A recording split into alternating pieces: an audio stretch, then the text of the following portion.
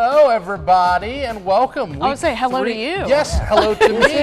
It's been a little weird to watch Full Court Friday from a distance. It's been a weird month. But that being said, everything's fine, everything's cool, everything's kosher. Don't get worried about it. Have you missed high school basketball? I have missed high school basketball. I know. All afternoon you were talking about how excited you were. I know, and I've been so excited building up to this day, and I got to tell you, a great rivalry night is a great way to get reintroduced. Yeah, I was about to say, you can never go wrong. Valwood and Brookwood, two big rivals, and this game meaning a lot because the Valiants 14-5, Brookwood 18-3, of course, last year's state runner-up, and it's a region game. So a little bit of pride, bragging rights on the line. Special night, Jordan John, Roscoe Jones, both honored. They recently joined the 1,000-point club. John adding some more to his total early from the corner. Counted for three, and the Warriors, they were just getting the party started tonight, folks. Levi Williams from the wing for three. Wide And it's good. Brookwood opening up on a 14-0 run over their rivals. Richard Hunter breaking the Valiants' dry spell. This one good from long range. The Warriors have the answer to everything. Thomas Lee driving here, misses the lay-in, but there's Jones to clean it on up with the jam for the exclamation point. Valwood finally gets moving on offense. Second quarter, Caleb Cooper adds 3 to the board, but Brookwood, they were just way too much tonight, folks. Williams for 3.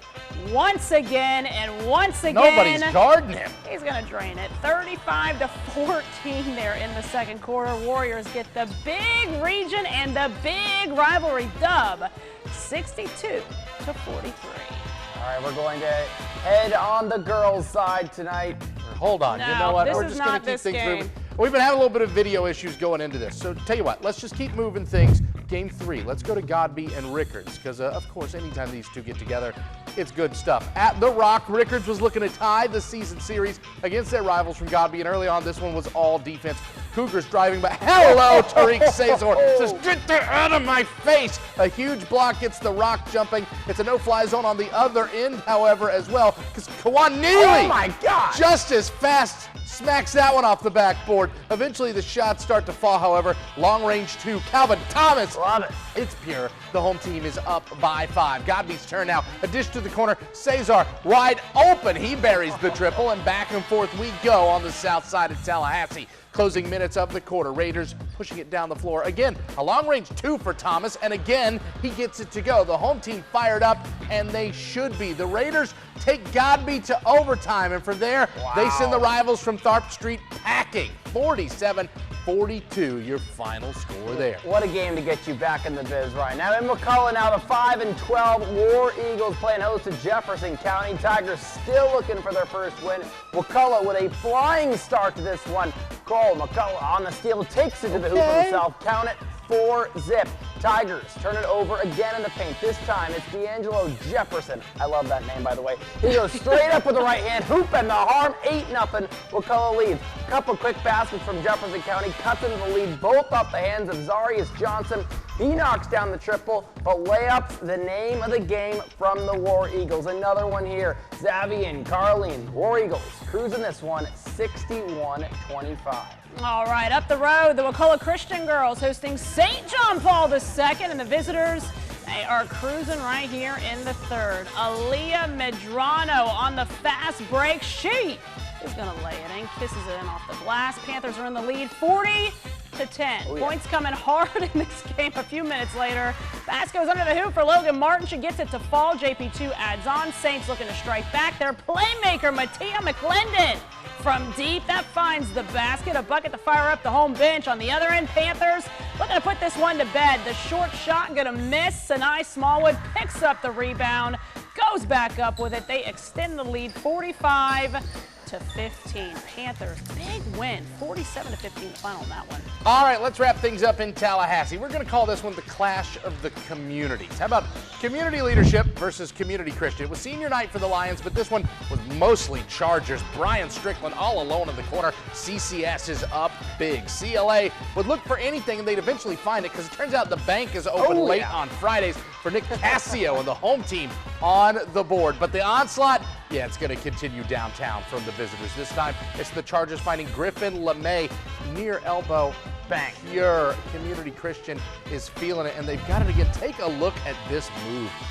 Strickland eventually going to get this ball, drives in, splits two defenders with the Euro up to the cup. Smooth stuff for the junior on a night it all went their way. The Chargers take it 53-25. One team you didn't see on our lineup tonight, well, that would be the Lowndes boys.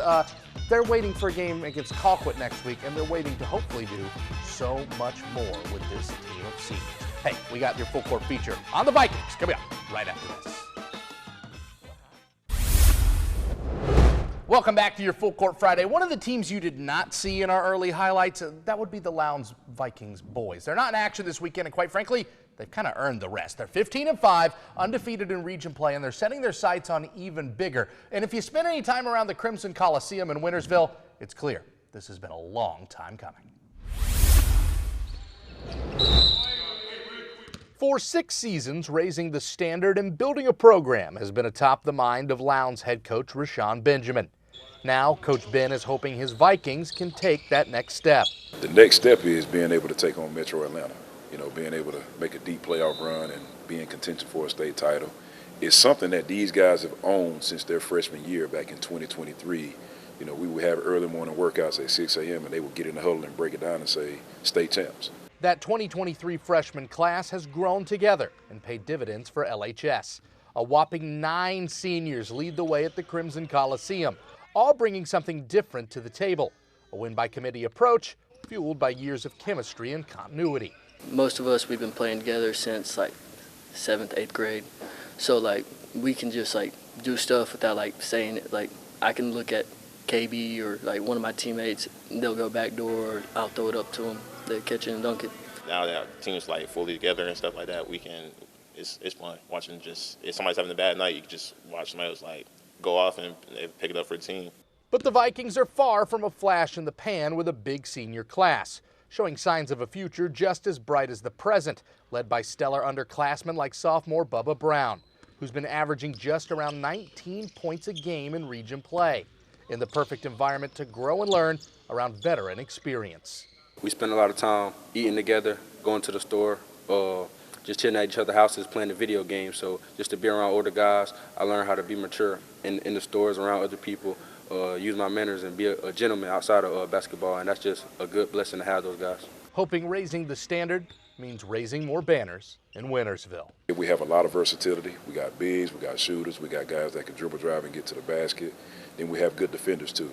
And so it is a coach's dream, but at the same time, you know, with it being a coach's dream, we want to make sure we get the most out of it and not sell ourselves short too. 6 on me, 6 on 3. 1, 2, 3. 6 0.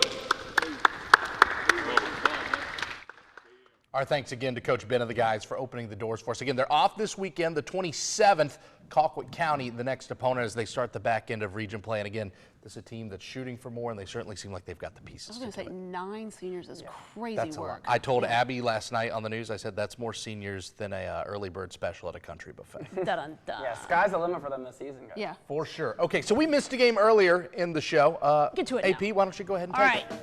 Rivalry. We talked about Valwood, Brookwood on the boys' side. How about the girls' side, too? Brookwood hosting Valwood. Close game early. Mila and Paramore for 3, and it's good. We're tied 11-all.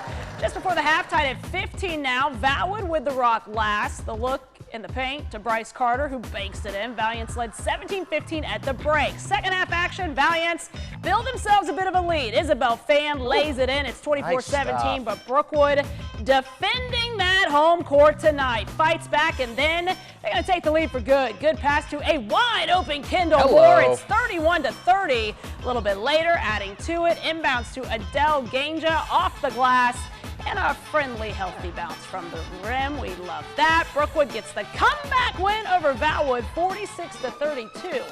Gonna be the final from the BCC. All right, it's been all high school at this point, but how about college? Because the vibes are finally kind of high in Tallahassee. Hey. We'll talk about the Knowles, the Rattlers, and everybody else coming up right after this.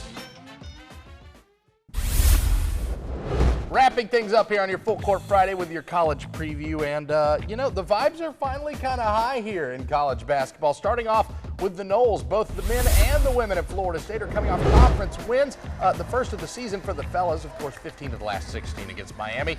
They're headed to SMU in Dallas. That's a team that's seen a lot of success this year. Game tips at 4. The women, 2 wins in their last 3. They're going to host Georgia Tech at the Tuck on Sunday. Yeah, and talk about a couple teams playing better at the Lawson Center. It's a place to be on Saturday afternoon. Both Rattlers and Hoops teams face Alcorn State. Both teams are 4-1 in their last 5 SWAC games. The women tip at 4. The men go following the conclusion. Here's Coach Pressure on prepping for Saturday's game. They got 24 hours. They got to get up and go to class in the morning. I'm going home and burn up the candle, you know, the oil in the candle or whatever you want to say, and just get prepared for Alcorn coming in here on Saturday. And they were 4-1, and I don't know what the outcome that they had against Cookman, so just got to go home and prepare for them. Yeah, Alcorn won that game. Coach Gordon was referring to. They entered tomorrow's game 5-1. Rattlers at 4. Up in Titletown, the Blazers are on the road to play West Alabama tomorrow after slow starts in the conference. Both teams have put together win streaks. Going to be a big test for the VSU men. Both of those games tip at 3 and 5. All right, TU played a little bit today, unfortunately, on the losing end, both sides. Tennessee Southern gets it done. Did want to give the Nighthawks a little bit of love. Taylor, you'll be at the Lawson Center tomorrow as both the fellas and the ladies try to get the win over the Flames. Should be a great matchup for both teams.